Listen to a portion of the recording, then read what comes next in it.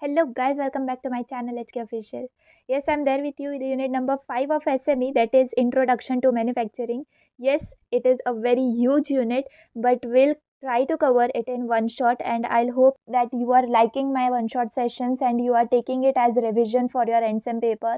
I hope you will do very best in your NSEM paper. In this unit, we are going to see many different manufacturing units, and many different components are there, systems are there, which we are going to study. And here I will like to say that I have completed all the one shots of unit 3 4 of SME. For your NSEM you can refer them, and of BEE physics also I have uploaded some one shots, so you can refer them before NSEM paper. So here in this unit 5, let us see what all things we are going to see.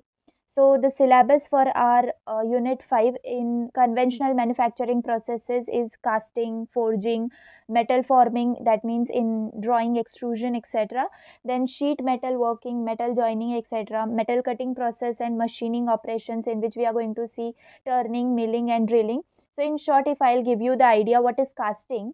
So many people know what is casting, the process of pouring molten material into a mold, if you consider that, allowing it to solidify, and it takes some shape of the mold, and that is nothing but casting. Forging is there, that is using compressive forces to shape material, or we can say metal, by hammering or pressing it into a desired form. Okay.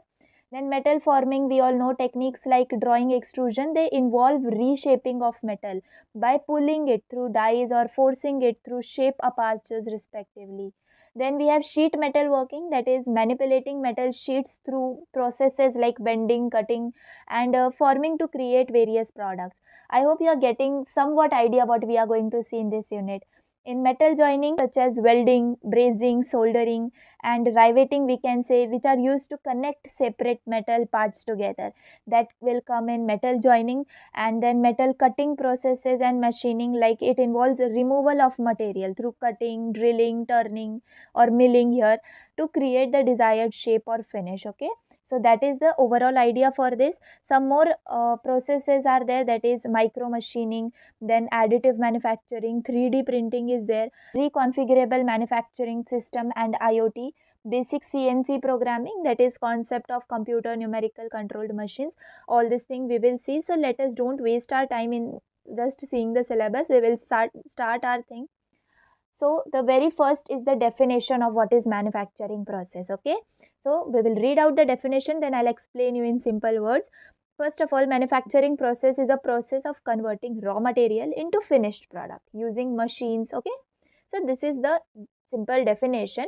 So if I tell you about simple thing about manufacturing process, you can consider it like a recipe.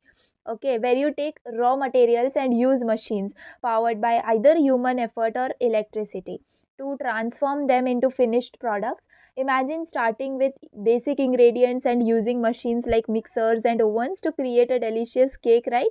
So similarly in manufacturing, raw materials go through machinery and labor to become the final product. Okay, so here you can see on your screen a diagram which I have mentioned. It sounds like it illustrates the transformation from a starting material through manufacturing process involving machinery, power and labor to produce the final processed part or product. It's a visual representation showing how raw materials are converted into finished items through the steps of manufacturing process. Okay, so just from starting material, what all processes we do on it, which will come in manufacturing process, and we'll get the desired or processed part of the material. Okay, now let us go ahead. Some types are there in manufacturing processes, that is primary shaping process and secondary forming processes. Okay, so this is a comprehensive flow chart which details us about various stages of manufacturing processes. So let us break down it. In primary shaping process, you can see casting, forging, rolling, drawing, extrusion, bending. So what is casting? I have told you, using molds to pour and solidify molten material into a specific shape, that is casting. In forging, shaping metal through compressive forces. Often we can say hammering or pressing. Then rolling, in passing metals through rollers to reduce the thickness, or we can say to alter any shape. Then extrusion is there, like forcing material through a shaped opening to create specific shapes. Okay, drawing, we all know, like pulling material through dies to create wires or tubes, we can take as example. Then bending is there, altering the shape of materials, usually metal, by bending or deforming. So I hope you understood what all topics come in primary shaping process. Then in secondary forming processes, we have three sub process, that is machining, surface finishing, joining or assembly. In machining, we have turning, drilling, shaping, grinding, boring, and many more. In turning, what you can consider, rotating a workpiece on a lathe machine, I hope you have seen in your workshop. So rotating a workpiece on a lathe to create cylindrical parts, that comes in turning. Then drilling, creating holes in materials. Then shaping, we all know, using various techniques to shape materials. Then grinding, like removing material using abrasives for a smooth finish. Then boring is there, like enlarging, or we can say refining existing holes or cavities, that comes in boring. Then we have second sub part, that is surface finishing. This part is important. In surface finishing, we have lapping, polishing, buffing, farming, electroplating. So in lapping, what happens, using abrasives for precision finishing, that is nothing but the process of lapping. Then polishing, smoothing surfaces to enhance appearance, that is, we all know the basic work of what is polishing. Then buffing is there, we can say creating a smooth or glossy surface. Then electroplating, that is coating surfaces with a thin layer of metal for protection or aesthetics. Then many more surface finishing operations are there. Then we have joining or assembly. So welding is the very most popular process, I may say, like for welding, joining materials through heat or pressure, so that comes under welding. Then riveting, that is fastening materials together with rivets. Okay, then brazing, joining using filler metal, that comes under brazing. Then coupling, connecting parts together, often mechanically. Don't worry, we are going to study each process, each diagram, schematics, and everything. The whole process we will see for each. So here, if you didn't understand any one of it, don't worry, we are going to see them again. So this flowchart shows the sequential stage and process involved in shaping raw materials into finished products, covering a wide range of techniques, we can say, which are used in manufacturing. Now let us start with the first thing, that is casting. Okay, so first we will read out the definition. It is a manufacturing process in which part of desired shape is obtained by pouring molten metal into cavity of required shape. Okay, so here imagine casting as creating something using a mold. I hope you know what is mold. Just like pouring in liquid into an ice cube tray to get ice cubes. Okay, so in casting, we pour melted metal or material into a special cavity like a mold of the shape we want. Okay, so that comes under casting. Now let us break down the components which are present in this diagram. Okay, the diagram which you have to make, I have kept it further, but for your understanding, we will see this, what specifically happens in the casting process. So here in this diagram, you can see runner, riser, locating pins, metal mold, casting. Okay, these all things are present. So in runner, what happens by runner, it's like a pathway for the molten material to flow into the mold. Okay, then you can see a riser which is there. This helps prevent any imperfections by allowing extra material to flow in, and compensate for any shrinkage as it solidifies. Then locating pin is there, a pin that ensures proper alignment of the mold parts, just for keeping them in part. Then metal mold is there. This is the cavity, or we can say a shape, into which the molten material is poured. Okay, and this casting, you can see finally the final product formed once the molten material or metal cools and solidifies within the mold. So the diagram illustrates the different parts and steps which are involved in the casting process, where molten material is poured into a specially shaped mold to create a solid object of the desired shape once it cools down and solidifies. Okay, so I hope you got what is the aim of this diagram, like what is the process happening in casting. Further, let us see some steps. Now in casting, we in our syllabus there is sand casting. So what is there in sand casting? First of all, I'd like to say something about sand casting. So what is sand casting? It is like making a sand castle at the beach, but instead of using just a sand, we use it to shape melted metal into the object we want. So first of all, we will break down the steps in sand casting: pattern making, mold making, then we have further melting and pouring, then solidification, finishing and inspection. So these all are steps. One by one we will see the steps in sand casting. First is your pattern making. Okay, so for a pattern is like a template or a model, you can say, of the final part which you have to create. Okay, then it's usually made from materials like wood, plastic or metal. Using methods other than casting, like carving or machining, is done for that purpose. And finally, what is the purpose of this pattern making? The pattern is used to create the mold into which the molten metal will be poured. Okay, you can take the example of your ice tray for this. Then uh, mold making, what happens in mold making? The pattern is placed in a box which is filled with special sand or forming a cavity around the pattern. Now what does this core makes us? So sometimes for hollow parts, a separate core made of sand is used within the mold to create the desired internal shape. So that is done under mold making. So you can read out these notes. I am giving you the brief idea about what is happening in the steps. Yes, I told you about the core making. So what is a core? It is a device which is used in sand casting to produce hollow castings. Generally core is made from same material as that of the mold, that is sand supporting elements called chaplets or used to support core.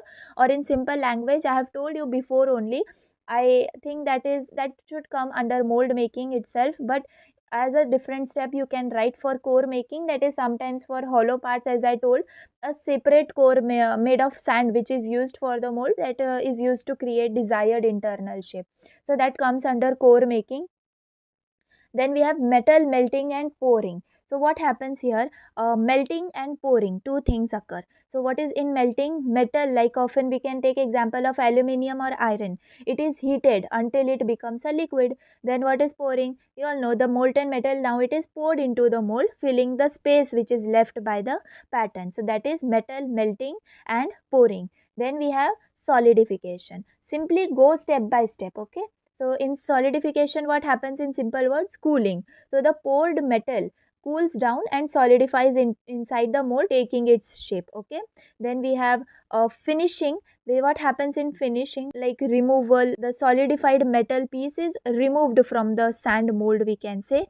Then trimming and cleaning purpose takes place, like extra bits of metal and any imperfections which are trimmed off in this process, and the surface is clean to achieve the desired finish. Then what is inspection? The seventh step, you can see, that is the final piece which is checked for quality to ensure it meets that, like it meets the required specifications. Okay, so that is inspection. So these were all the 7 steps which were in sand casting. Simply, first from pattern making, then we made mold, then metal melting and pouring, then we have solidification, then finishing, and at last we have inspection. So these are simple 7 steps of sand casting.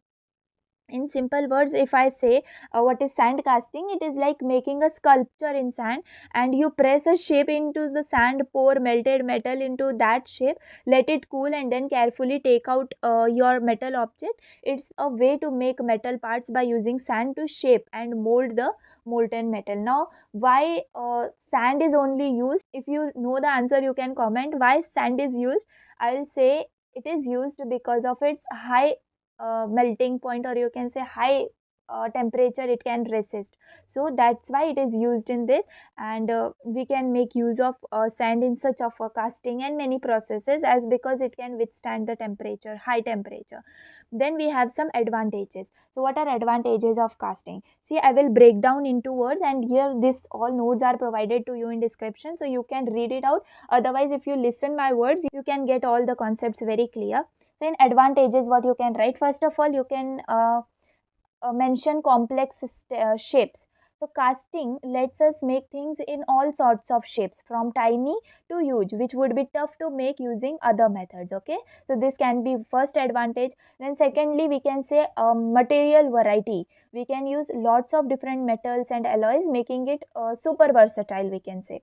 Then third, we can say about economical production. It's good for making just a few items or lots of them because it can be cost effective for both small and big batches.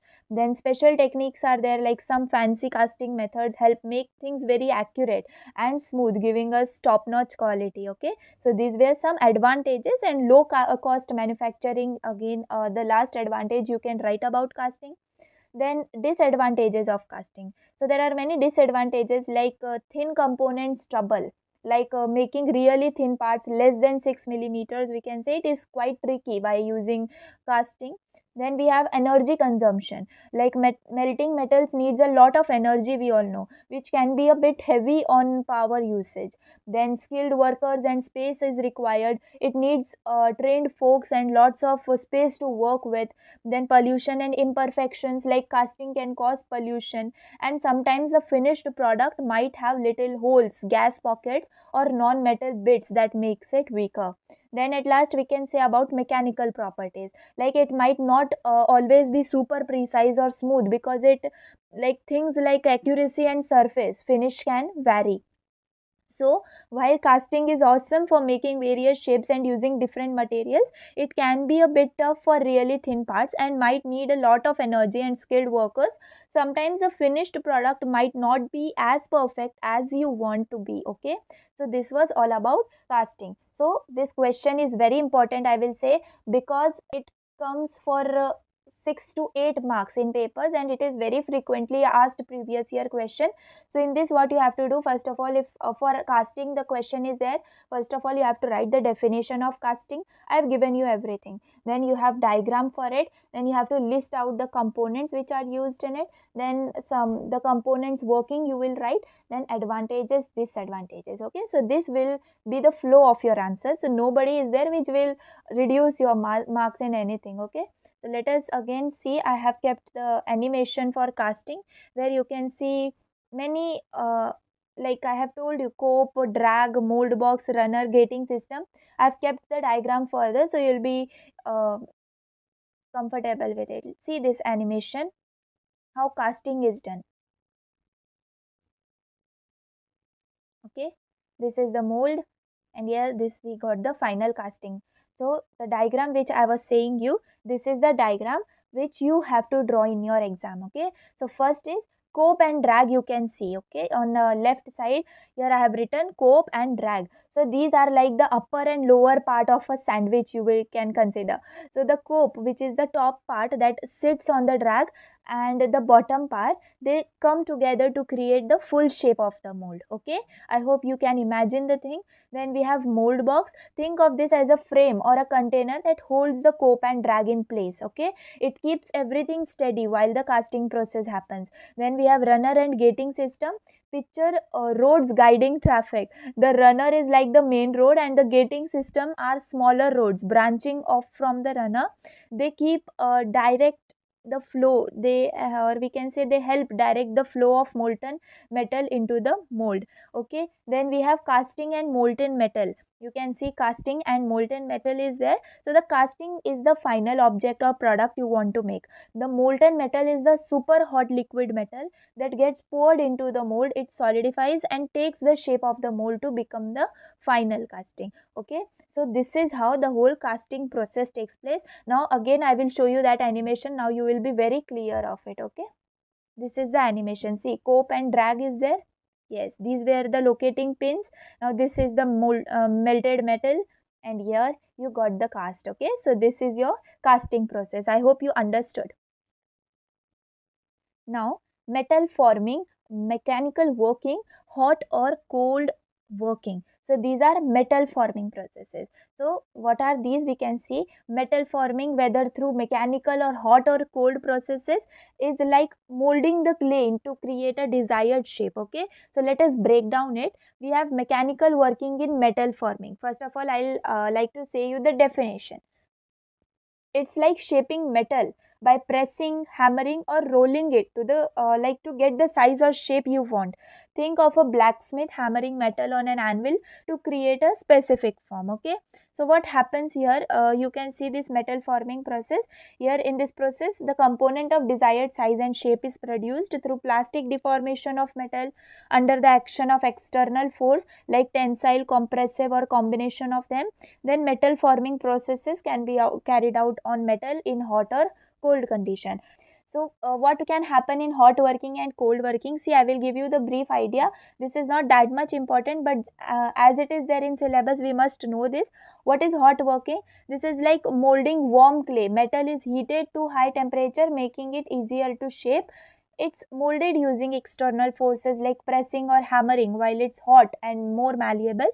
For example, forging, where metals are heated to a high temperature before shaping. Okay, then we have cold working. Like what happens in this, this is a like similar to working with cold, less pliable clay. Metals are shaped at normal temperature or slightly chilled. External forces like pressing or rolling mold the metal into desired form. And for example, cold rolling, where sheets of metal are formed into thinner shapes without heating. So in summary, both hot and cold working involve using external forces like pressing and hammering on metal to shape it. Hot working is done at high temperatures for more flexibility, while cold working is at normal or cooler temperature, shaping metal when it's less pliable. Both the methods help create the size and shape we want by applying controlled force to deform the metal. Okay, so this was all about metal forming, in which we have seen hot working and cold working. Now let us go to the second very most important topic, that is forging. Okay, so what is forging? We will see the definition first. It is a manufacturing process involving the shaping of a metal through hammering, pressing, or rolling. These compressive forces are delivered with a hammer or die. Forging is often categorized according to the temperatures at which it is performed. Cold, warm, or hot forging, a wide range of metals can be forged. See, now in simple language, I will explain you what is forging. It is like shaping metal as if it's a piece of clay, you can consider. You use hammers or presses to squash and mold the metal into shape, any shape you want. It's a bit like sculpting but with really tough material. Okay, then we have simplified description of forging process, like hammering or pressing is there. Okay, so in this you can picture a blacksmith hitting metal with a hammer on anvil to shape it. So forging does the same but with bigger tools and a lot of force. Okay, then we have categorization by temperature, as I have explained you now. Sometimes metals are shaped when they are hot and sometimes when they are not so hot. So hot forging is like when the metal is warm and more bendy, we can say, while cold forging is when it's like it's at a regular temperature. Okay, now let us see here. We have the diagram of forging, and yes, this is the diagram which you have to make in your exams. So you can see crankshaft and connecting rod is there, then ram and guides, then materials which are present at the bottom. The important one is upper die, lower die, and the material here we will call it as billet because it is the hot, red hot temperature metal. Okay, so what crankshaft and connecting rods are doing? They are used for its rotation. Then ram and guides, think of these as the big tools which are used to press and shape the material or metal. Then you can see lower and upper die are there. They are always in motion for pressing and empowering the force, you can say. Then material is there, which is billet.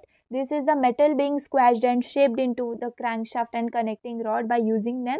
It's like a big block or piece of metal that's being hammered or pressed to form these specific parts. Okay, so forging is all about using big tools to squish and shape metal into the desired form, whether it's hot or cold, to create strong and durable components or materials, whatever we want. Okay, so this was the diagram of forging. See, you can practice it once, so this will become easy for you to understand.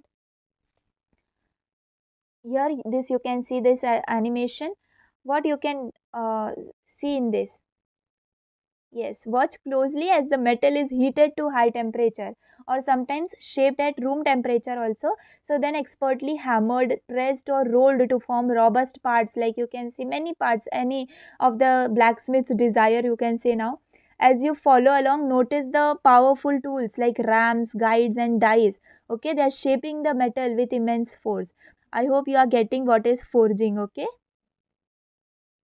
Let us go ahead.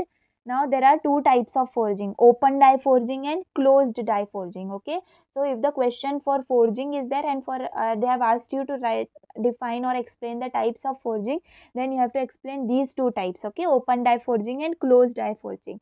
I'll explain you what is there in open die forging. It is like shaping metal using huge hammers and anvils. The metal isn't confined entirely, it's hammered and shaped between the flat dies, the dies that doesn't have any specific shape in open die forging, remember. And like flat dies are present and leaving space for it to move sideways, whatever metal is there. And this method, it doesn't use a specific mold or die to completely enclose the metal. It allows for flexibility in shaping and can create large parts of components, we can say. Then for example, for open die forging, imagine a blacksmith hammering a piece of metal on anvil. It's a bit like the, but on a much larger scale and with more precise machinery. Okay, then in closed die forging, what is happening, it is more controlled one. Here the metal is placed between two or more dies that completely enclose it, as you can see in the diagram.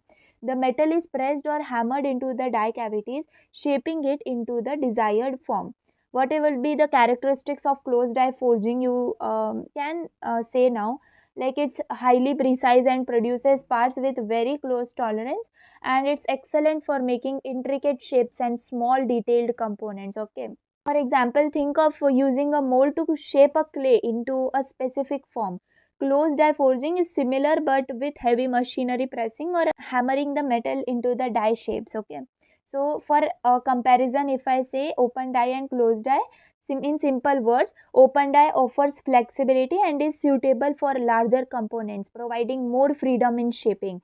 And in closed die, it provides precision and detailed shapes, making it ideal for similar and intricate components. Both these methods use the force of hammers or presses the shape material or presses to shape metal or material, you can say, but the difference lies in the level of confinement of the metal during the forging process. Okay, so these were two types of forging, that is open die and closed die forging. I hope you understood what is forging. Now let us go ahead. We have some metals here I have kept. Okay, materials used for forging, like it should be ductile, low and medium carbon steel, alloys, stainless steel, copper and alloys, hard and brittle materials are there. So these are all materials which are used. Then these are the advantages and limitations. So you can take the take reference of these notes.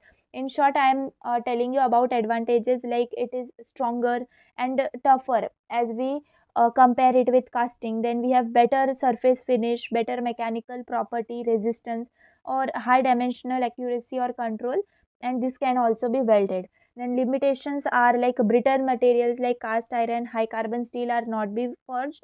Then complex shapes cannot be forged. Then very large size parts, they can also not be forged. Dies are very costly, more noise and vibration, as I have shown you the animation how hammer is hammering it. So this can be of very much vibration and noise, which can contribute to noise pollution during forging operation. So this, here we can conclude our forging part. Okay, now let us go to the rolling process. Now this rolling process is very, we can say, we all know what is rolling process. Imagine rolling like dough with a rolling pin to make it thinner and consistent throughout. So the rolling process in metalworking is as similar to that. So here, what is the idea behind rolling process? First of all, I will say you the definition. That is a metal forming process in which stock of the metal is passed between one or more pair of rollers in order to reduce and to maintain the uniform thickness. This process is mainly focused on the cross section of the ingot or the metal which is forming. Okay, now in simple word, it's like rolling out the dough to make it flatter and of the same thickness everywhere. Okay, how it works? Now metal like a big sheet or bar goes between heavy rollers, as you can see in the diagram, that press it down. These rollers squash the metal, making it thinner and keeping it like same thickness all over the plate. Okay, so this process helps reduce the thickness of the metal while ensuring it stays uniform from start to finish. This is the main part. So rolling is metalworking is like using a super strong rolling pin to flatten and thin out a piece of metal while making sure it stays the same thickness across its entire surface. Okay, Then here, see, you can see the animation. Watch closely as this animation demonstrates the rolling process which is used, as I told, in metal working. Imagine a giant rolling pin pressing down on a piece of metal. See how the metal passes through heavy rollers that gradually flatten it, making it thinner while maintaining a consistent thickness throughout the entire length. Okay, so I hope you are clear with the topic now. Now let us go to drawing process. Now it's not that drawing which you draw with your hand. So here it means different. In metal working, it uses tensile force to stretch metal, glass or plastic. In simple words, pulling anything, okay? So imagine stretching a rubber band to make it longer and thinner. Drawing metal is a bit like that, using pulling forces to elongate and thin out the material to get the desired shape and thickness. How it works? In drawing metal, similar to glass or plastic, it is pulled through a die, or drawing metal is a bit like that, using pulling forces to elongate and thin out the material to get the desired shape and thickness. How does it work? In drawing, metal similar to glass or plastic is pulled through a die or series of dies. This process stretches and reduces its diameter or thickness to achieve the desired shape. Okay, so the final aim is to transfer, or we can say transform, thicker metal into thinner wire or sheets, bars or tubes by pulling it through these dies. Okay, so here I have also written it is classified into two types: sheet metal drawing, wire, bar and tube drawing. So what is sheet metal drawing? This involves pulling a metal sheet through a die to make it thinner, like stretching a piece or of a dough to make it wider and thinner. Then wire, bar and tube drawing. In this type, metal rods or bars are pulled through dies to reduce their diameter, creating thinner wires or tubes, similar to stretching a rubber band to make it narrower and longer. So both types of drawing use pulling forces to elongate and reduce the thickness or diameter of metal, shaping it into various forms like sheets, wires, or bars or tubes, we can say, depending on the desired outcome. Now here is the diagram which is showing you about what is drawing. See, you can see undrawn bar, drawn bar, die. What is undrawn bar over here? This represents the initial metal bar. Before the drawing process, it's the starting point, usually thicker or larger in diameter. Then we have die in between, which is like a specialized tool with a hole or opening, you can say, through which the metal is pulled. It's where the shaping happens. The metal passes through this die during the drawing process. And now this drawn bar, this is the metal after it has been pulled through the die. It's thinner or reduced in diameter compared to the undrawn bar. This represents the result of drawing process where the metal is elongated and shaped by passing through the die. Now finally, if I conclude the process, this diagram illustrates the drawing process where an initial metal bar, that is undrawn bar, is pulled through a die, resulting in a thinner, or we can say differently shaped metal, that is the drawn bar, after passing through the die opening. Okay, so this was all about drawing, how the drawing happens. Okay, see here, this is the animation which I have kept. Here you can see the animation. It is demonstrating the powerful method of stretching and elongating metal tubes through a series of dies. Observe how the initial metal tube enters the drawing process, passing through specialized dies, and you can see as the metal moves through each die, how its diameter is also gradually reducing.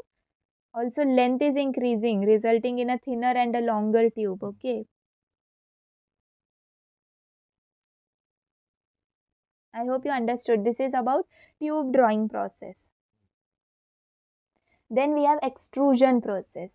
So what is extrusion? Let us say it is a process where a material undergoes plastic deformation by the application of a force, causing that material to flow through an orifice or die.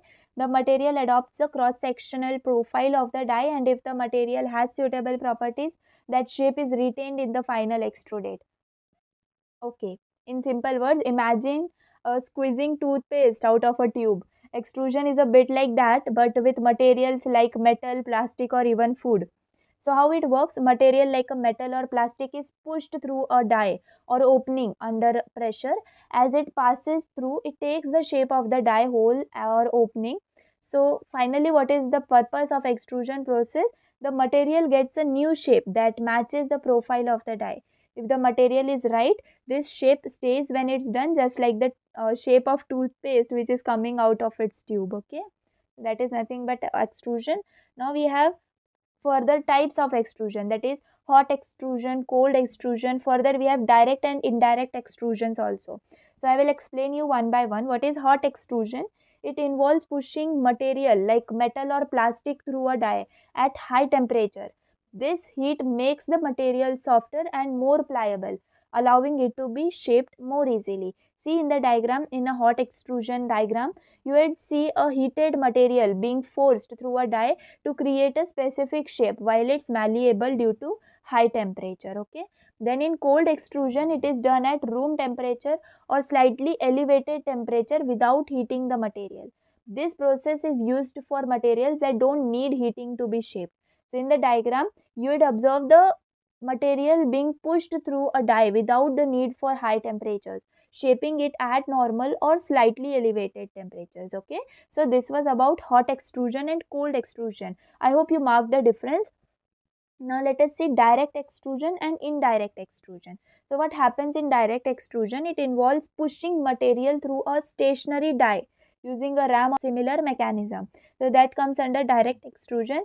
In the diagram of direct extrusion 1, you will see the material pushed directly through the die without any additional components, creating the desired shape. Okay.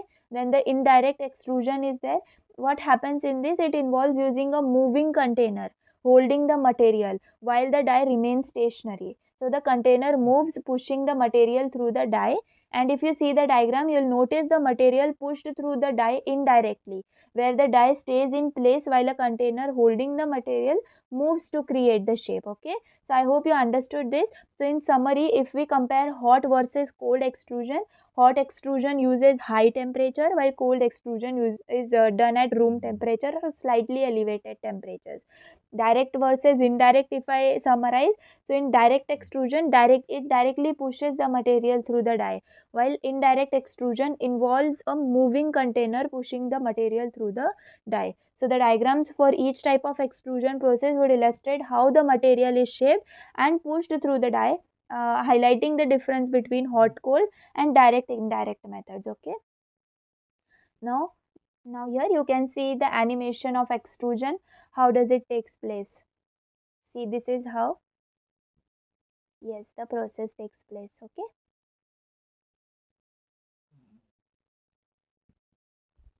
like this. Let us go ahead. Now here, this is the complete overview of metalworking processes till what we have studied. So the rolling, forging, extrusion, drawing. I hope now you are very familiar with these terms, and yes, you can write the concept if it comes in the exams. So what is rolling? Like flattening dough with a rolling pin. Rolling squeezes the metal between heavy rollers to reduce its thickness uniformly while maintaining consistency. Okay, in forging, similar to shaping clay, forging uses hammering or pressing to metal or mold metal into desired shape by applying compressive forces at various temperatures, hot or cold.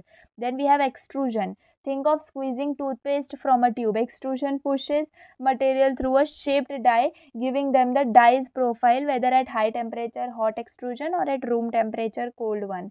Then we have drawing, similar to stretching a rubber band. Okay, drawing elongates and thin metals by drawing or pulling it through the dies, creating wires, tubes, sheets or bars also with a specific shapes and thicknesses. So each of these processes employs different methods to shape metal, either by pressing, stretching or squeezing, resulting in various forms and profiles useful for different application in industries.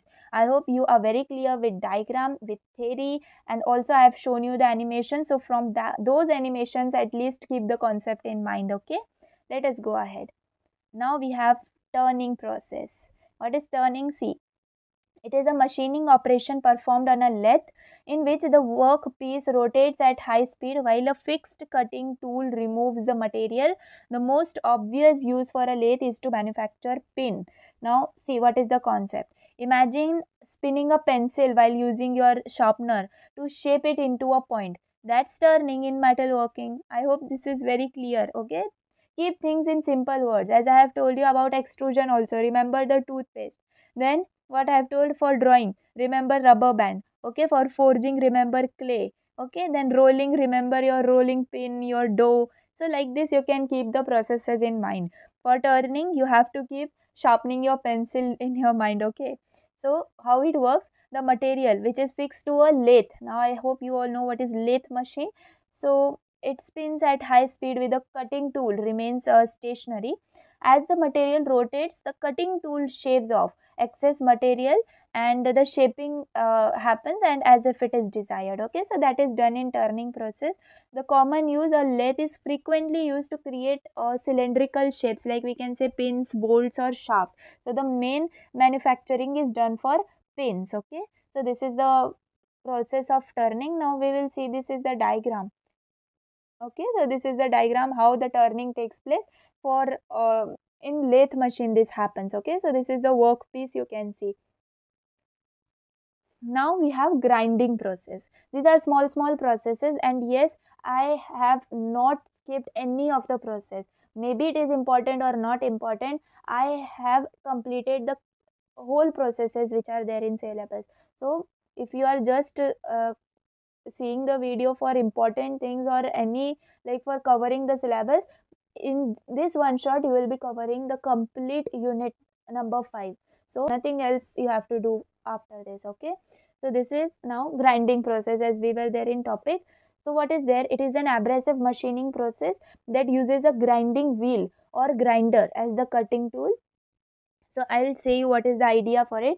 Imagine rubbing a sandpaper against the wood to make it smoother. Grinding is a bit like that, but with harder material like metal or stone. So how it works? Grinding uses a grinding wheel, a tough abrasive tool to rub against the material, removing excess bits. It's like sanding away rough edges to make things smoother or more precise. So what will be the purpose of grinding? This purpose is common in metalworking, used to refine surface shape materials or create precision finishes in various industries, like for cement production also this is important. So this is the complete concept of grinding. Then we have, see the diagram of grinding, how does it takes place. Okay, now knurling. What is this knurling process? So many of us, we are listening this word first time. What is knurling? See, in manufacturing, knurling is a finishing process used to create any combination of horizontal, vertical or crossing lines on a surface of a workpiece. So for example, if a manufacturing company wants to add a diamond pattern texture to a product or a component of a product, it may use knurling. See, in simple words, I will say you what is knurling. Concept you must understand. Imagine adding patterns or lines to a surface to make it easier to grip, like the pattern on a screw or a textured surface on a tool handle, you can say. Okay, how it works? Knurling uses a tool with sharp textured edges to press against a surface, creating patterns such as straight or diamond shaped lines. Okay, what will be the purpose of this knurling? Why we are using this process? So it's used for both functional and aesthetic purposes, like enhancing grip or adding a decorative finish to various products or components. Okay, see, this is how the process takes place for knurling. See how the pattern changes. Okay, it adds patterns or the lines to surface. Okay, now we have drilling. What is this drilling? See, it's about creating holes using a rotating drill bit. We all know the concept of drilling. We have seen a round hole is created within a workpiece or enlarged by rotating an end cutting tool or drill. Then reaming is a similar process where a whole feature is enlarged to a very specific or accurate size by introducing a rotating end and side cutting tool called a reamer. So what is reaming, or we can say which is done by this tool reamer? It refines or enlarges the holes precisely using a rotating cutting tool which is called as reamer. So in summary, drilling creates holes with a rotating drill bit, while reaming refines or enlarges the existing holes precisely using a cutting tool which is called as reamer, ensuring accuracy and smoothing the finishes in manufacturing process. Okay, now let us see This is the drilling diagram. Okay, so if the question for drilling this arises, you can draw this diagram. In this diagram you can see drilling head, spindle, feed chuck, drill, workpiece, work table, lead screw. Okay, many things you can see in the diagram. Let us break it down. I'll explain you each component. So what is there in drilling head? See, in exams any number of components you remember, that much only you have to write. It is not compulsory that you have to mention all components and you have to write the working of each component. Any of them if you remember, you can write it. Okay, so that is counted like you have mentioned some working of components. So it is a good practice in while writing SME paper especially. So in drilling head, see, this is the main part that holds the spindle and the motor controlling drilling process. Okay, it often contains the mechanism needed to adjust the speed and depth of the drill. Then we have spindle. The spindle holds and rotates the drill bit. It's the part responsible for spinning and drill bit to create the hole. Then you can see feed chuck. Okay, this is where the drill bit is inserted and secured. It's connected to the spindle and rotates with it. Then we have drill. It represents the actual cutting tool used to create holes in the workpiece. This part rotates and cuts the material. Then we have workpiece, that is the main part, the material being drilled, secured in place on the work table. This is where the hole will be made. Then work table as usual its work. Then lead screw is there. The lead screw helps in controlling the movement and precision of the drilling process, allowing for a accurate depth and movement of the drill. Then we have motor for spindle, like it powers the spindle to rotate the drill bit and create holes in the workpiece. Then column, you can see radial arms are there. Okay, so at last I will say how does it function. The drilling head, spindle, feed chuck and drill work in combination to penetrate the workpiece, guided by the lead screw and controlled by the motor. The workpiece remains secured on a work table while the drilling process occurs, supported by the column and radial arms movement, allowing for precise drilling operation. So this was the function of drilling. I hope you understood this process.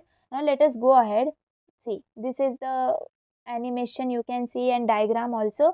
How does the drilling operation takes place? Okay, so you can see the waste part, that is we call them chips. So they are coming out and the hole is created.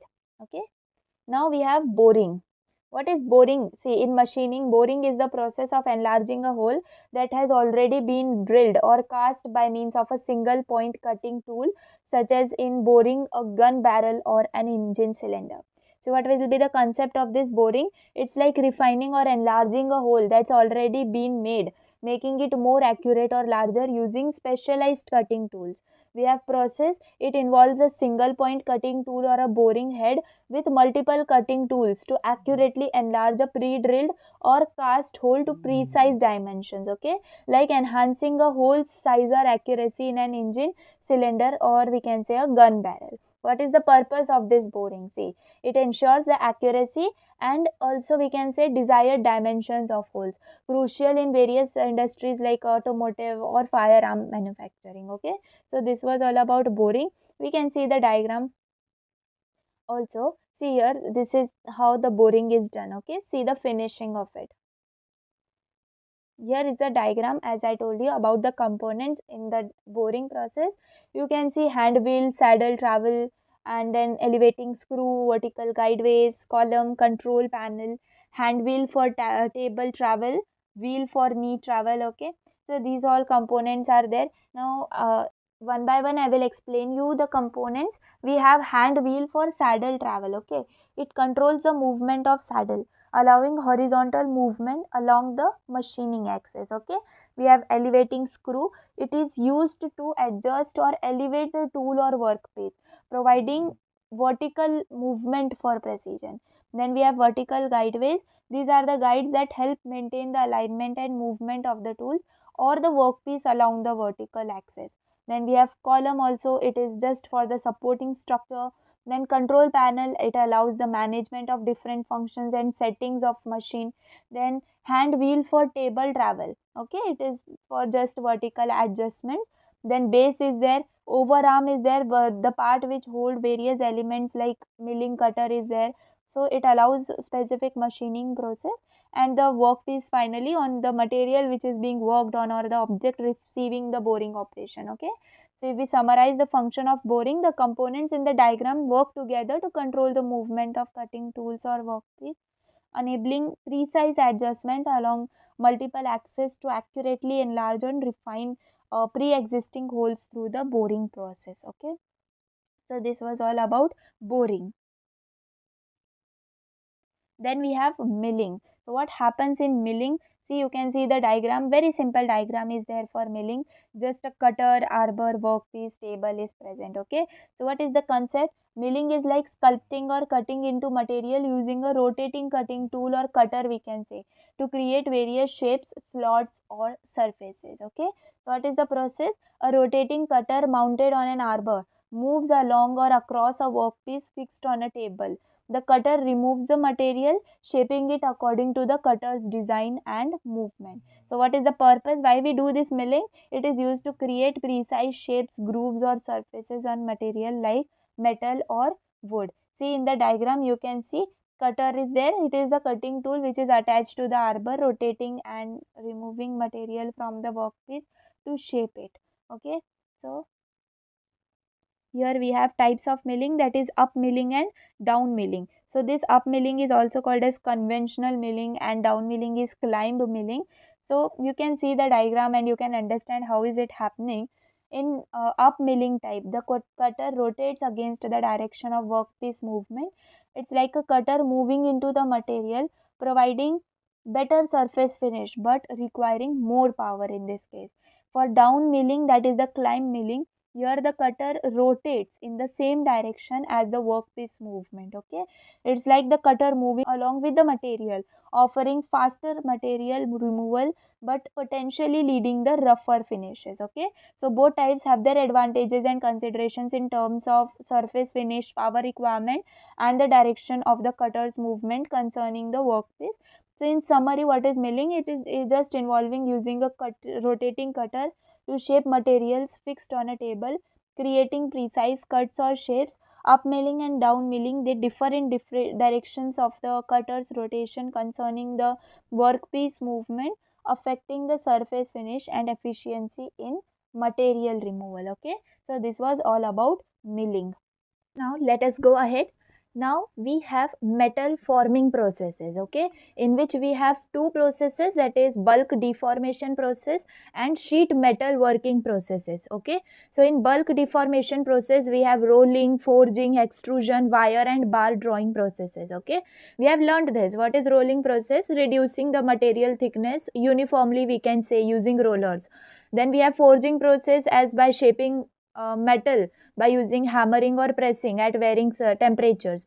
Then extrusion process, toothpaste, remember, so squeezing material through a die to shape it. Then we have wire and bar drawing process, pulling metal through dies to create thinner form. So that all things comes under bulk deformation process.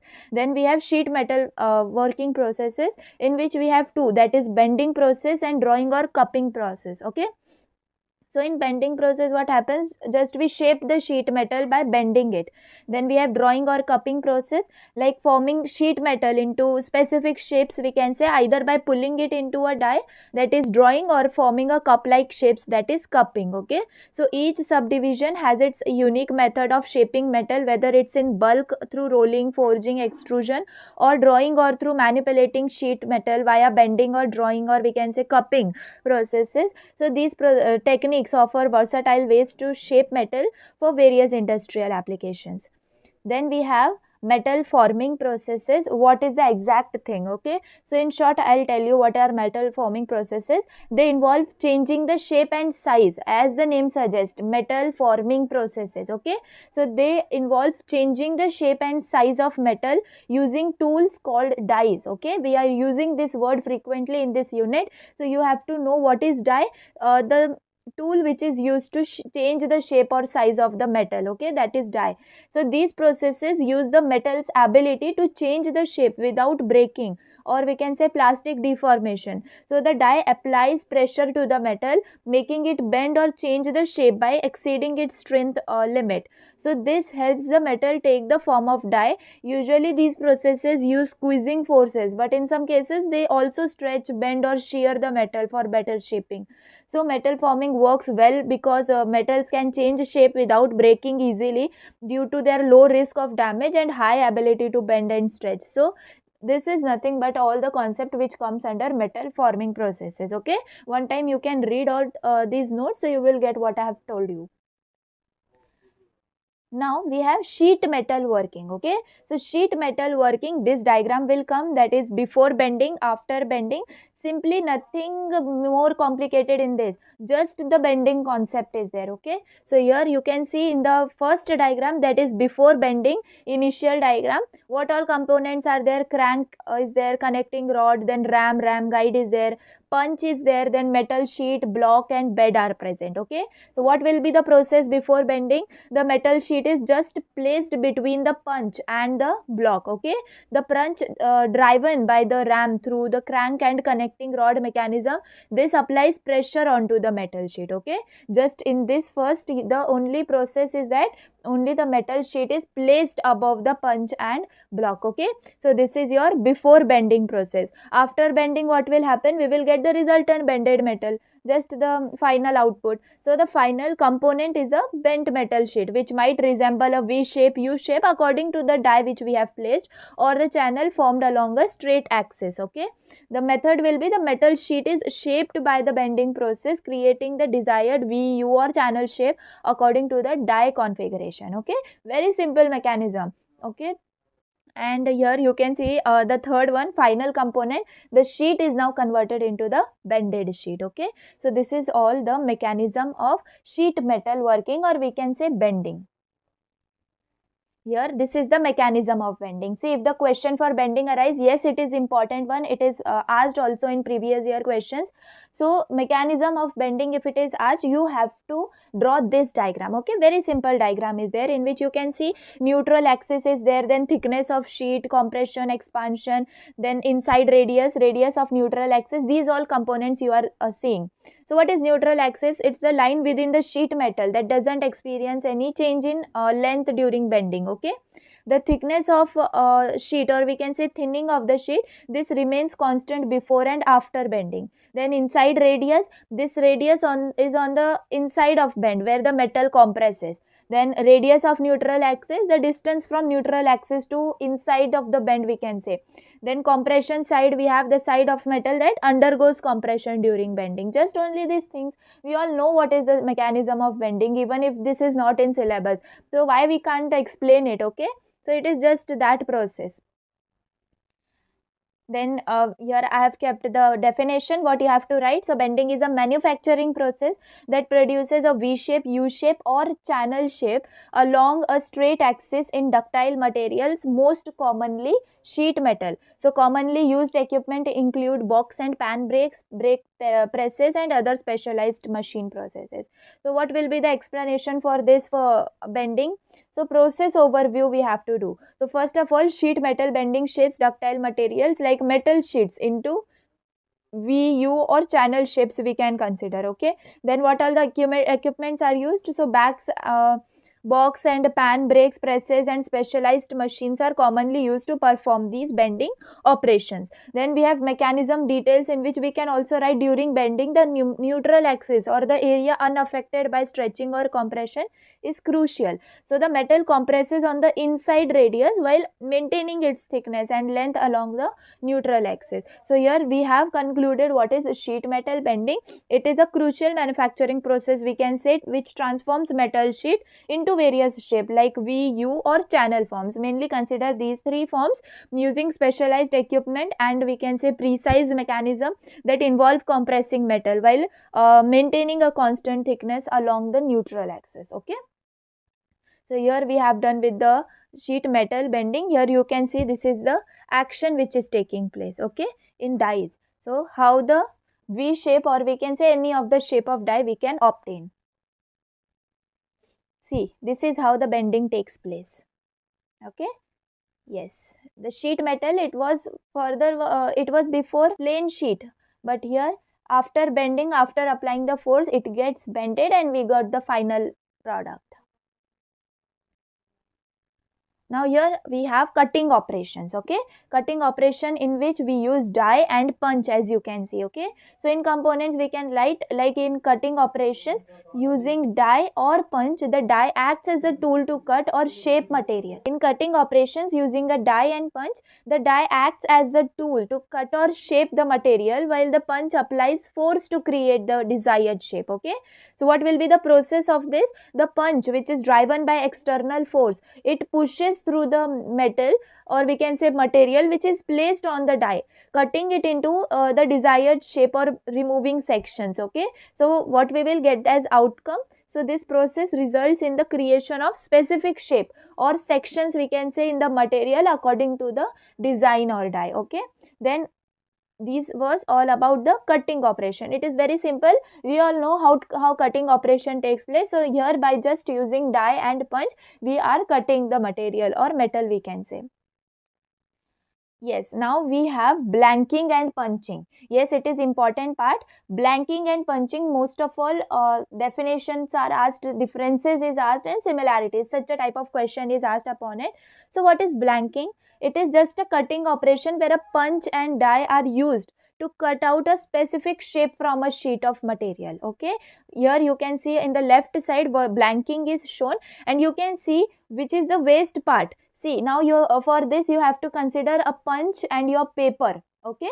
Now you are doing your submissions, and also you will be familiar with this, as we have to join pages in our file, we have to punch it, right. So that punching, which is the waste part, that small circles, okay, that of paper which comes into the punch, that is waste part for us. But in blanking, you may consider that paper is the waste part, and those small parts, those are the required part, okay. So that is nothing but blanking, and opposite to it, that is punching, it is nothing but what, where we have that paper as the required part, as we all perform, and then that small parts or circles, they are waste part. So that is in punching. That is just the concept, okay.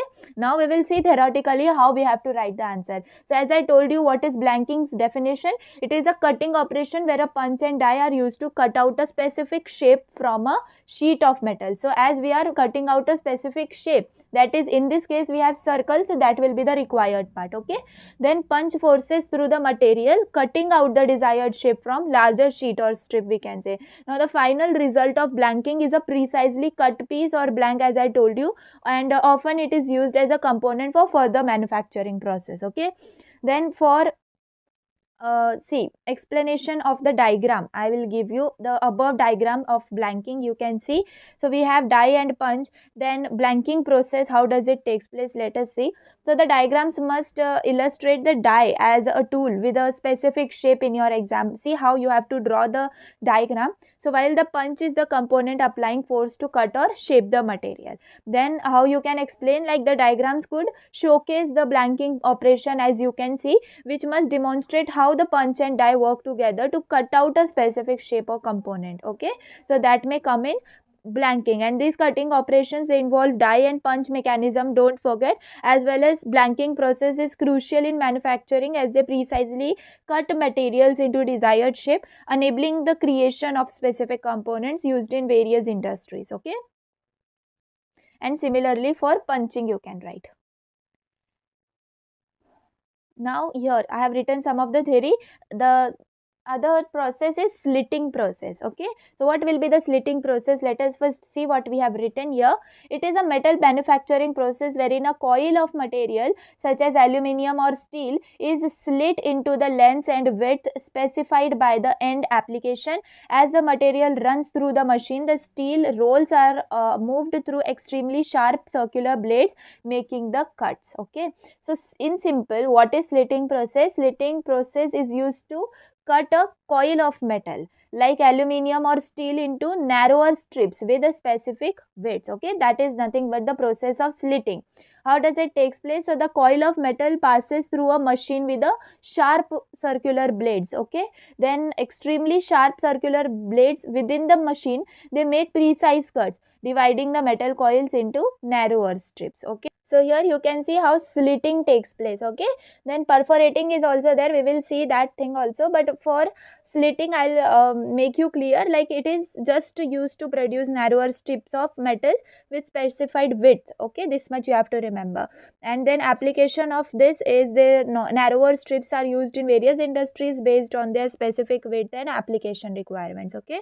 So in summary, how you can write about slitting, it is, just remember, it is a metal manufacturing process that precisely cuts a coil of metal into narrower strips with specified widths using sharp circular blades with specialized machine, okay.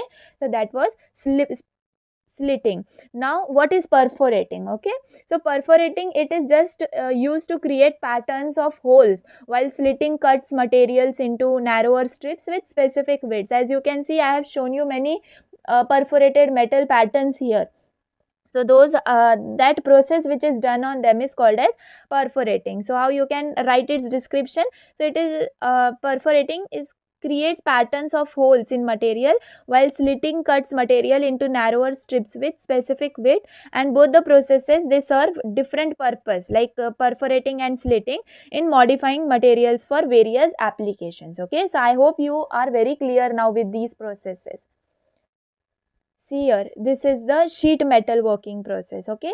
This is how it is done, and we'll get the finished products. And here these are the perforated, and we can say perforating process is done on them, okay, or we can say slitting process. Now we have curling, okay. So curling, that is edge of sheet metal curl around. So here you can see, as the animation is giving you the complete concept of what is curling. So it just involves bending or curving the edges of a sheet metal piece to form a rolled or a rounded edge, okay. So for what it is used? So this process is used to provide safety by removing the sharp edges. You can see the edges are just, they are making it soft, okay, they are not making it sharp. So just removal of these sharp edges, or for decorative purposes, this curling is done, okay. So you, in this animation, I would likely demonstrate how sheet metal edges are curled or bent to create the rounded or rolled edges, okay. So this was nothing but the curling process. Yes, then we have embossing. This diagram, I think you have seen it very many a times. Yes, we see this types of floors on in malls and all. So this is done by embossing. Now let us see what is embossing. Embossing is an operation where specific shapes or figures are raised or formed on the metal sheet, okay. You can see they are raised, okay, metal sheet is raised. So that patterns are performed by using embossing, and it's just used for decorative purpose, creating designs, names, trademarks, or specifications, we can say, by raising the portion of metal sheet.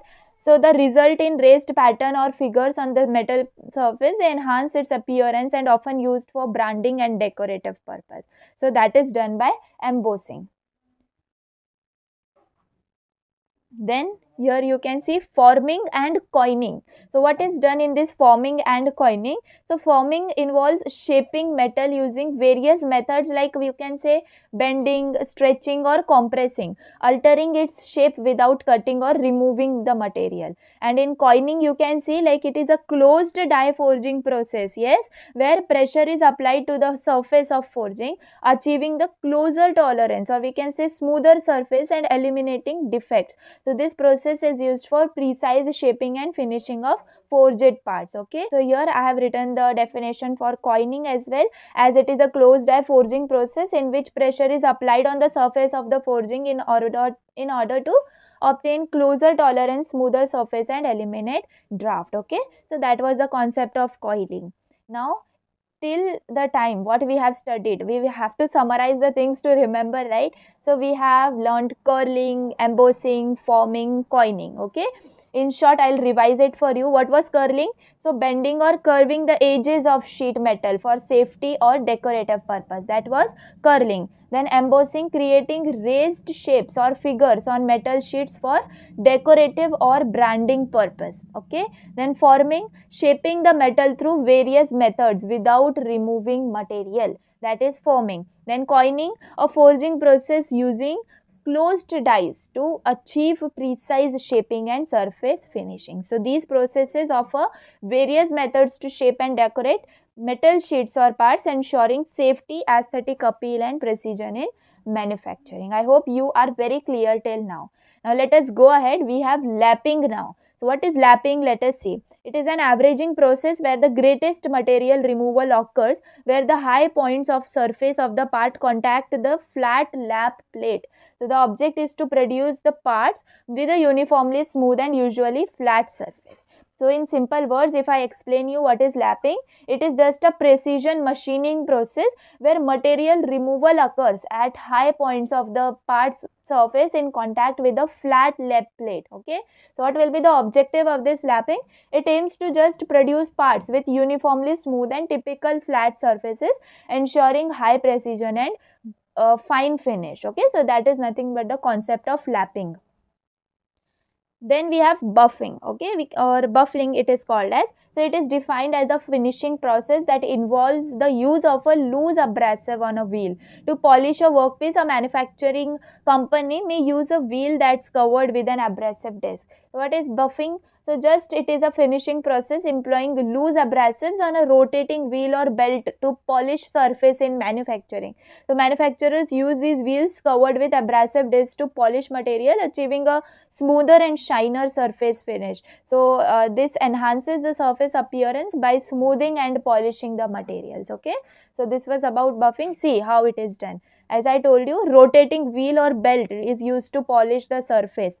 So this is how buffing is done. Okay, I hope very clear. I am making all the concepts by these animations, right? Then we have honing. So what is honing? See, it is an abrasive machining process that produces a precision surface on a metal workpiece by scrubbing an abrasive grinding stone or grinding wheel against it along a controlled path. It is used to improve the geometric form of a surface but can also improve the surface finish. So what is the definition for honing? You can write like it is a abrasive machining process that refines surface by scrubbing or grinding stones or wheels against them along a controlled path. Okay, so what will be the objective? So primarily this is used to improve the geometric form of surface, and this honing also enhances surface finish precision. Okay, so in summary I will explain you again about what is lapping, buffing and honing. So just in summarizing format, what is lapping? Precision machining for uniformly smooth and flat surface. Then buffing uses abrasives on rotating wheels to polish and improve the surface appearance. Then honing, an abrasive machining process refining surface geometry and enhancing surface finish precision. Okay, so these processes, that is lapping, buffing and honing, which we have studied, they play crucial role in achieving precise, smooth and polished surfaces in manufacturing, so catering to various industries quality and finishing requirements. Okay, so this was all about this. See, this is how honing is done. Okay, so this was all about metal finishing processes. Now let us go to what is polishing. We all know what is polishing, but yes, as it is in syllabus, we have to go through the theory of polishing. So here I'll not read out this thing, it's boring. I'll explain you in my simple words, and yes, all these things you will consider to write in your paper. So what is polishing? It is like giving a mirror like finish to a surface or anything. Okay, so it's done by using tiny particles which are combined with liquid to create a fine abrasive mix. So this mix is applied onto a pad containing the abrasives to smooth the surface. So the polishing is a wet process and only a tiny amount of material is removed, usually measured in microns. So to achieve a polished surface, the starting surface needs to be of high quality. So before polishing, the surface might undergo pre-polishing processes like lapping also, as I have mentioned in the paragraph, to ensure a smooth starting point. Okay, so that was about polishing. Then we have the diagram as I have kept for polishing. See, you can see how the products shine after polishing. So this was all about it. Then we have electroplating. So what is electroplating? See, electroplating, I will say, like, it is widely used metal finishing process which is applied in various industries where an electric current is used to deposit a thin layer of material onto an object surface. Okay, so what is the purpose of electroplating? It serves multiple purposes such as increasing wear resistance, preventing corrosion, altering appearance, or enhancing specific properties. Then what will be the applications? As it is used in aerospace, automotive, computer, then we can say military, medical devices, telecommunications, and various other industries for its diverse benefits. Okay, so here was all what was about electroplating. Here you can see the diagram in which you can see electrolyte bath is present. Then we can see gold rod and metal rod is present in first diagram. Then in the second one you can see copper sulfate solution, right? So what is electrolyte bath? So this setup demonstrates a solution where metal ions are transferred to the object from the electrolyte solution with the help of an electric current. Okay, so then gold rod and metal rod you can see in the first diagram. So this indicates the process of depositing a layer of gold onto the metal rod through electroplating. Okay, then we have copper sulfate solution in the second one. So this demonstration helps us to understand the another electrolyte solution where copper ions move from the anode, that is here copper, to the cathode, that is brass, resulting in copper plating on the brass surface. Okay, so what will be the summary for electroplating? It is just a versatile process, we can say, which is used across multiple industries to deposit thin layers of material onto object surface. Okay, enhancing the properties like wear resistance, corrosion protection you can mention, and achieving unique material combination to meet diverse engineering requirements. So that was all about electroplating. Then we have metal joining processes. Yes, important part. So what is metal joining processes? We all are very familiar with welding, right? So this is all about that things only. Similar to that, welding, soldering, riveting, all the things we will see. First of all, what is this welding does? So here simply first of all we will read what is metal joining process. So joining process are used for joining metal parts and in general fabrication work. Just the joining process of metal is called as the metal joining. We will see the processes which are used, which are important. That is welding process. See, I have written here SPPU December 11, 17 and May 5 and 18. This question is asked. That means it is a most frequently asked question. Okay, so you have to pay attention in this. That is welding process. So I'll explain you it in simple words. What is welding? It joins metal parts using various methods, typically by melting the base material and a filler to create a joint when cooled. Okay, so for this I have a diagram over here for you. See, you can see a slag is there, then molten weld pool is also present, then gas shield, arc direction, consumable rod, flux coating. Okay, so what is slag? So this is a residue which is created during welding. Okay, so which is removed after the process, that is the waste part is nothing but slag. Then we have molten weld pool. The melted metal formed during welding is nothing but the molten weld pool. Then you can see a gas shield from melted coating. So what it does? It does protect to the weld pool from atmospheric contamination. Then we have arc direction. So the path where the welding arc travel, that is arc direction. Then consumable electrode is there, that is the additional material added to the weld pool to reinforce or create the joint. Okay, then flux coating is there. What is that? It's just a material that shields the weld from impurities during the process. Okay, so that if it is asked, you will the welding process, you can write the definition. Some processes as I have told you, then you have to mention this diagram, then its components, any components, 2 or 3 or any number of components you remember, you have to write its working. Okay, then we have advantages and all. So see how it is done. I have shown you the animation of it.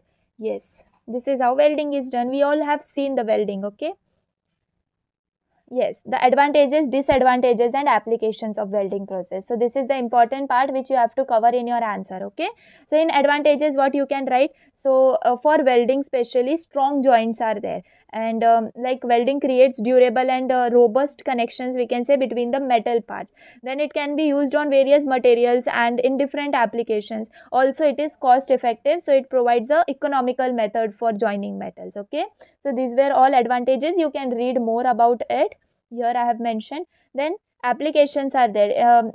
Before applications, I'll say about what is disadvantages. So skilled labor is required, that means skilled operators for proper execution, so that is a requirement. So and skilled labors are required, we can write it as a disadvantage. Then heat generation, like it may cause distortion or damage to the base material due to high temperatures. Then complexity, we can mention, like some welding methods can be intricate, or we can say require advanced setup. So that is all about advantages. So what are the applications of it? We can write, like for manufacturing it is used extensively in fabrication of structure, machinery and components. Then for construction, essential in creating frameworks, buildings and infrastructure.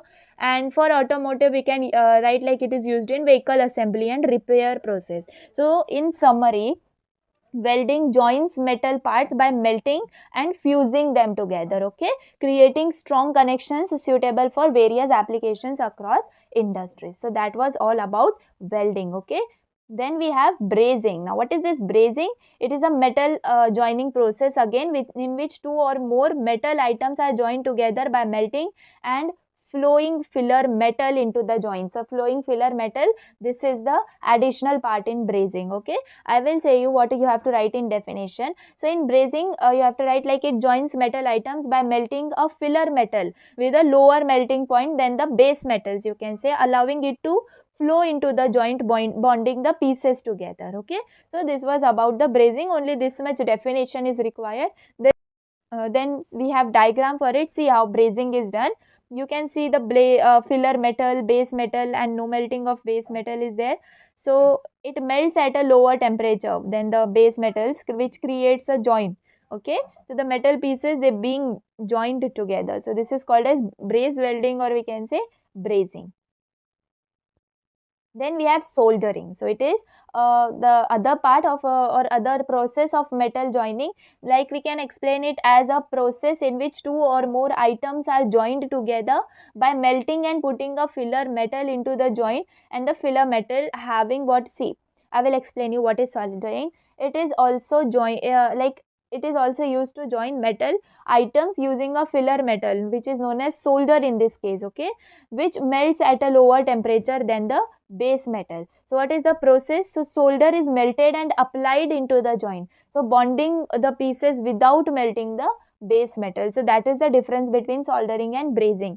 And if typically I mention what is the difference from brazing, so this soldering typically uses even lower melting point filler metals than brazing. Okay, then in summary I will explain you about brazing, soldering again, and both the process. So these both processes, they use lower melting point filler metal to join metal items without melting the base metal themselves. Okay, so this involves using filler metal with higher melting point, which brazing, and soldering require lower melting point. Then these processes, that is brazing and soldering, they are valuable in joining metal items by using filler metals with lower melting points, making them suitable for applications where preserving the integrity of the base metals is crucial. Okay, so I hope you understood the concept. Here is the diagram how the soldering takes place. So here you can see soldering iron is there. So what is it? It is a tool which is used to heat and melt the solder. Then the solder, okay, that is the main, that is filler metal that melts at a lower temperature than the items being joined. Then you will see the circuit board is there, that is the base. Okay, then LED is there. Now that, what is the whole form of LED? Light emitting diode, right? So a component to be soldered onto the circuit board, that is LED. Then we have solder copper pad, that is the area on the circuit board where the LED will be attached. Okay, so this was about the diagram, how it is worked. See, this is how soldering takes place. I'll explain you about what is the working. First of all, the soldering iron is heated, making it hot enough to melt the solder, as you can see in the previous diagram here. So the soldering iron tip touches the solder, melting it into the liquid state, and the liquid solder is applied to the connection point on the circuit board. Okay, then the LED component is positioned onto the liquid solder on the circuit board's solder pad. As the solder cools, it solidifies, creating a bond between the LED and the circuit board.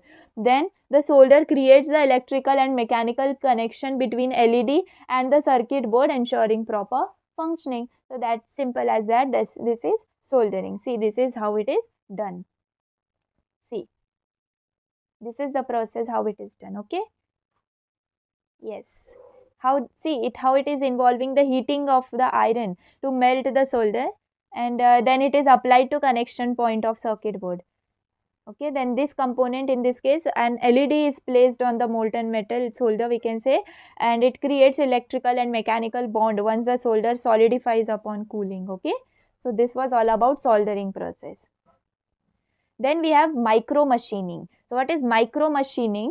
I'll explain you in simple words. It just involves using specialized manufacturing technology to create extremely precise shapes and features on tiny components. Okay, what I have told, I have, see what you have to write, to create extremely precise shapes and features on tiny components. So what will be the method for it? So just it utilizes micro tools with precision cutting edges to perform subtractive process, creating the geometries or any type of geometries we want.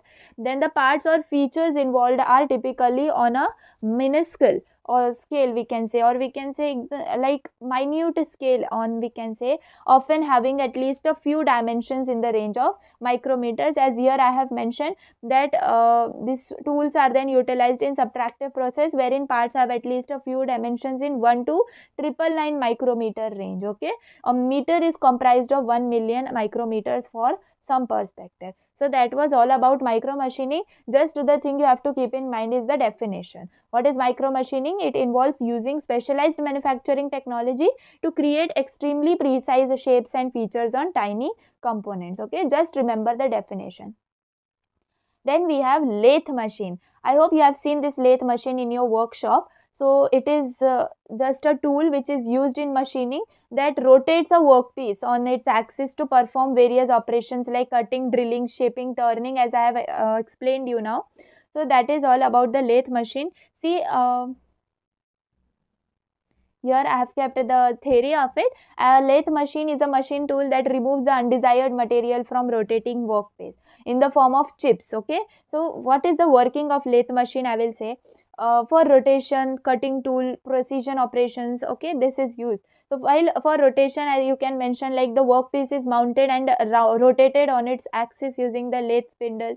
Then a cutting tool is fixed in the tool post. This moves along the workpiece to shape, cut or drill is needed. Okay, so the lathe machine's precision allows for accurate shaping and sizing of workpiece, or in summary I will say, like a lathe machine operates by rotating a workpiece while a cutting tool shapes it, enabling precise and versatile machining operations to create cylindrical shapes, tapers, threads and many more. So okay, that was the work of lathe machine. Then we have additive manufacturing. So how does additive manufacturing work? So overview, I like to tell you about additive manufacturing. It builds objects layer by layer.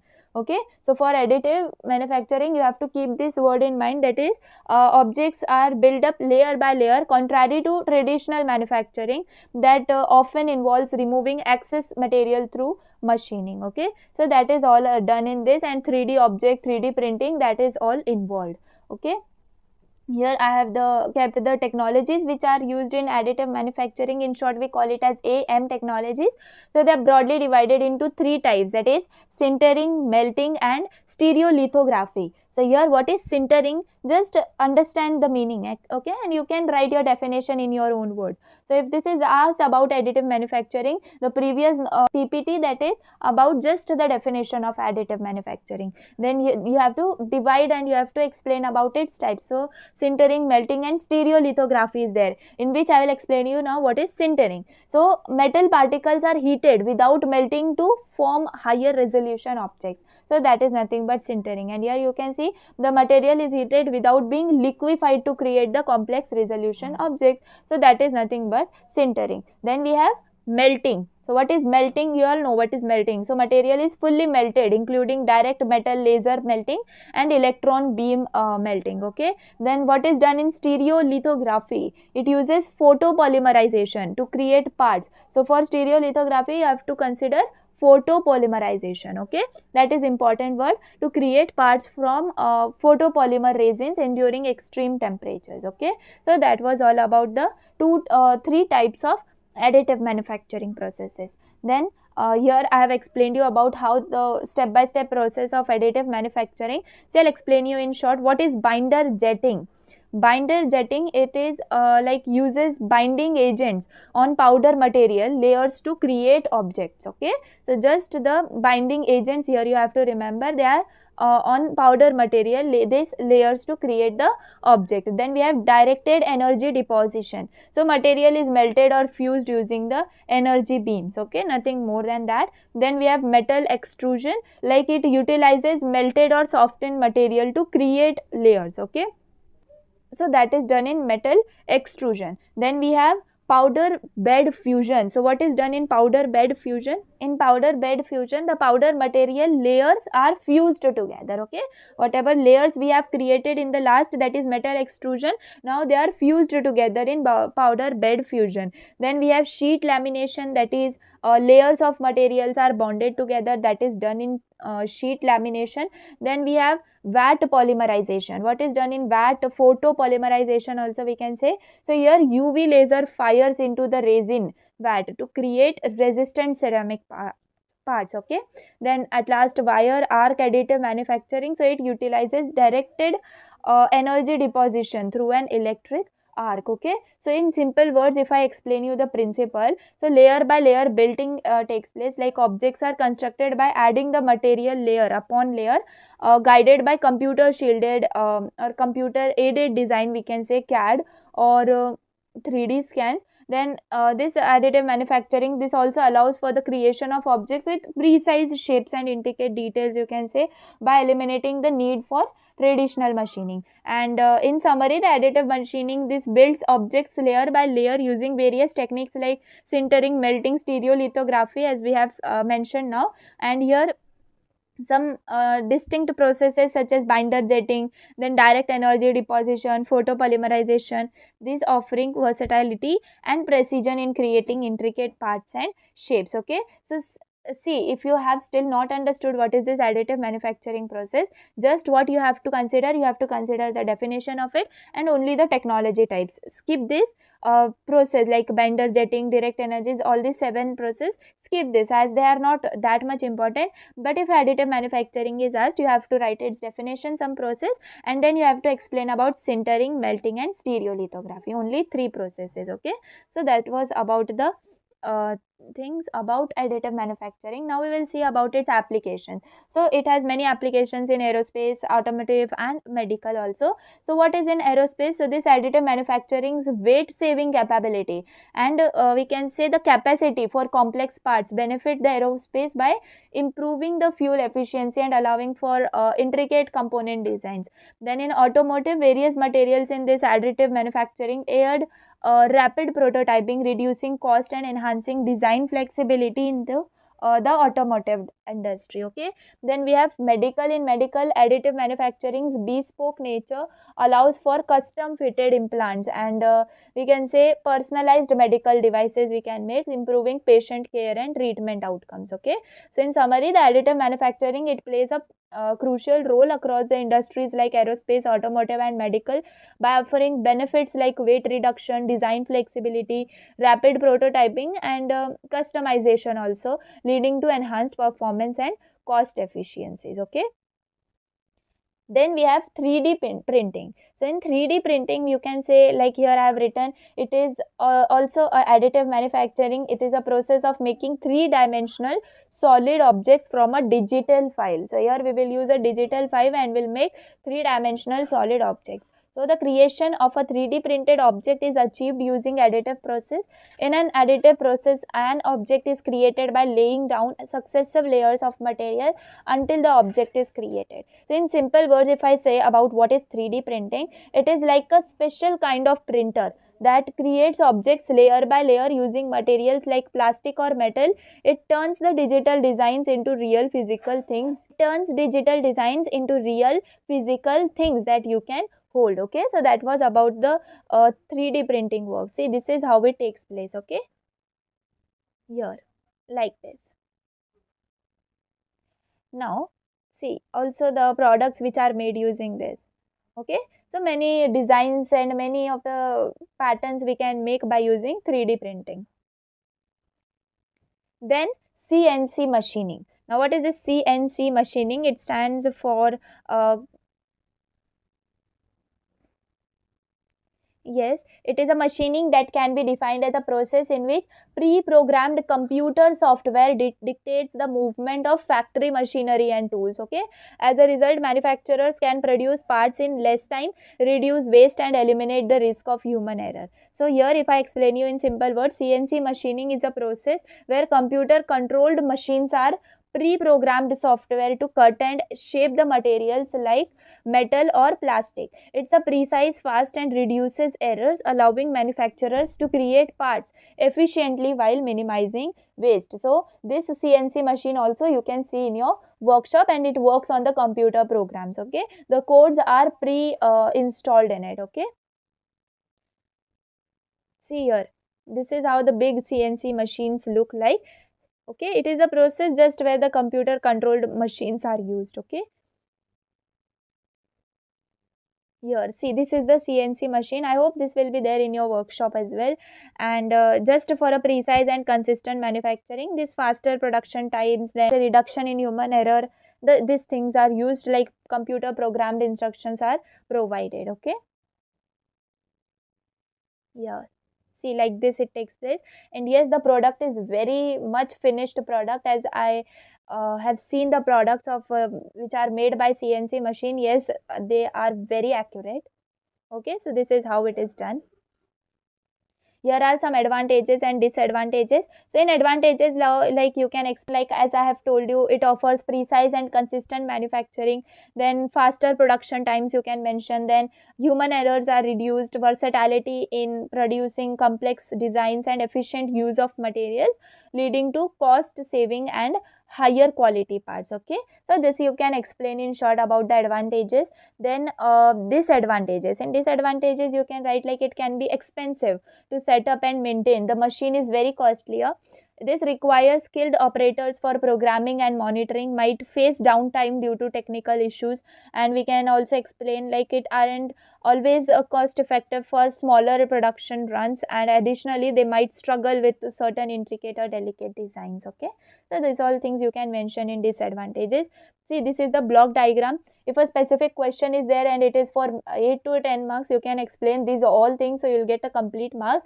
The block diagram is there, but if you skip the block diagram, it is also not like it is not that much important one. So just I will explain you how it is done. So in input device, what happens in input device, this is where commands are entered typically through a computer or keypad, and then the specific instructions detailing the actions of CNC machine they needs to perform.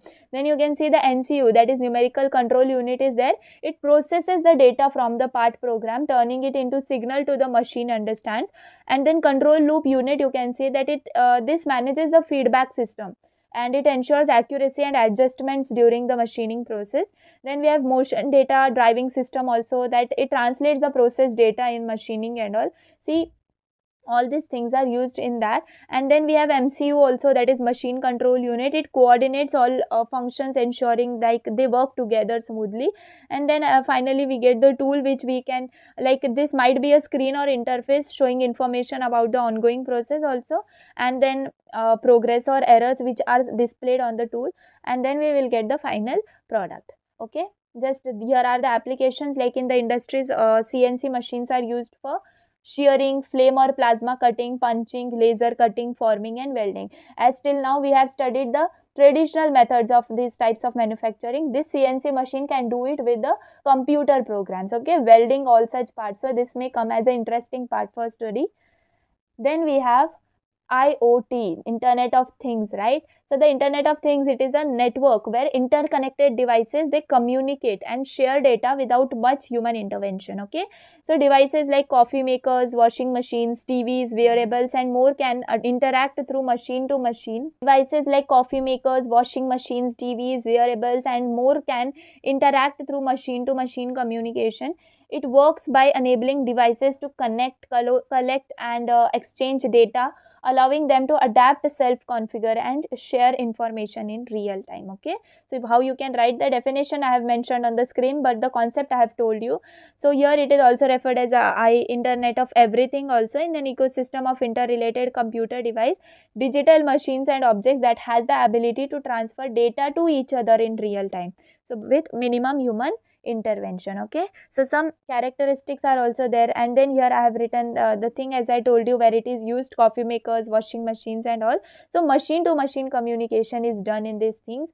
Then how IoT works: so first of all, each device has a distinct identity. Okay, then dynamic nature also we can conclude, like the system adapts and changes in various environments. Devices can adjust the settings based on the situations. Okay, so they are just machine to machine communication is done, so we can say like human efforts are decreased in this case. And many benefits are also there for it. We can say about integrated information network, like devices, they share information across a network, and all this thing happens. You can read out this and how it works, you can get it in simple words. Then as I told you about the characteristics, as I told, unique identity, dynamic nature, self adopting, and self configuring. Heterogeneity, what is heterogeneity?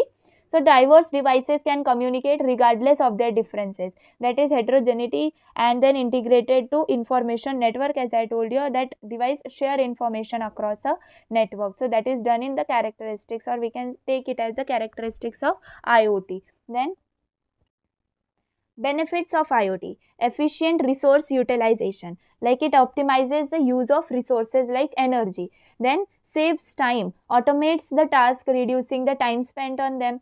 Then we have human efforts and errors, so it minimizes the mistakes through automated processes. Then we have enhanced security, like it provides secure communication and data management.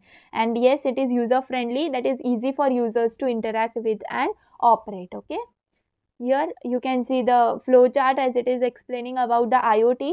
Here we have categories for it, that is transportation is there, then robots, drones, smartphones, connected homes, and all. So that is the part you can consider. In this flow chart you can see anyone, anybody, then you can see any service, any business, any part. See, what does it mean? Anyone, anybody, it refers to users or entities interacting with IoT devices. Then any service, like it describes various services accessible through IoT. Then any business represents business applications of IoT. Any part, it denotes components or devices, you can say, that perform the IoT network. Then any network describes the network connectivity options. Then any place, anywhere, it indicates the widespread accessibility of IoT. Then anything, any device, it refers to multitude of devices connected in IoT. Then anytime, any context, here it signifies the constant and versatile nature of IoT applications. Okay, so that was all about IoT. Okay, here you can see this transportation, then robots and drones, smartphones, healthcare and hospitals, connected home and offices. The last part of our unit, and finally we have completed with the unit number 5, that is introduction to manufacturing. I think the introduction was very big, and the manufacturing processes were many, like they are included in the syllabus, but still we have completed all. And the thing is that you have to just have the knowledge of all the processes, and as I have told you some tricks also to remember the some processes, that can help you by for remembering in exams also. And yes, I have covered all the things, may be important, not important, but I will say all are the important things, just like which I have not given that much notes of them, those are not as important. Small definitions and all are there, so that is the thing which you have to keep in mind. Otherwise the important part is for casting, forging, then as I have told you about the drawing, extrusion processes, so this is the important part. Practice the diagrams also, and as I told you, the flow of your answer, like first you have to write the process definition, then you have to write what all how it works, like what is in what types it works. Then you have diagram, okay, you have to draw the diagram. Then components you have to list out. Then any number of components you remember they're working, you have to mention it. Then by advantages, disadvantages and applications, you have to conclude the answer. So you will get the complete answer as you have not skipped any part of the theory. So that is how you have to write the answer in SME. And here at last, CNC and IoT, this is the important part, and last this question is asked in the paper.